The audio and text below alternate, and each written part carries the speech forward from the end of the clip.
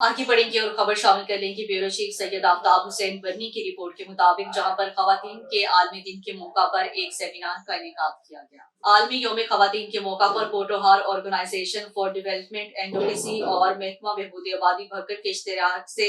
बाउनवान कम उम्र बच्चियों की शादी के नुकसानात एक वर्कशॉप का इनेकाद किया गया, जिसमें मुख्तलिफ शोबाए जिंदगी से ताल्लुक रखने वाले मोअज़्ज़िज़ मेंबरान, सहाफ़ी, NGOs, उस्ताद, वकला, महकमा पुलिस, सेहत, बहबूद आबादी और दीगर इदारों के मेंबरान ने शिरकत की। वर्कशॉप के दौरान शुरा ने अपने ख्यालात का इज़हार करते हुए मुख्तलिफ सिफारिशात पेश की। Madam Sumera Shaheen, women leader पौधा पाकिस्तान और नुमाइंदा अवाम दोस्त फाउंडेशन मलिक अहमद खान ने कहा है कि बच्चियों की शादी की कम से कम उम्र को 16 से 18 साल तक लेकर जाना चाहिए, ताकि बच्चियां तालीम, सेहत और तरक्की की बुनियादी हक से महरूम ना हो और बच्चियों के इस वक्त शादी करें जब वो ज़हनी, जिस्मानी और माली तौर पर मजबूत हों। DO industry madam Shafaq Naz, DO population Habibur Rahman Olak, Mohammad Ramzan Awan, deputy district population welfare officer ने कहा है कि अवामी सतह पर कम उम्र की शादी और इससे मुतल्लिका तौलीदी सेहत के मसाइल के हवाले से आगाही फुकदान भी इन शादियों में इजाफे की बड़ी वजह है।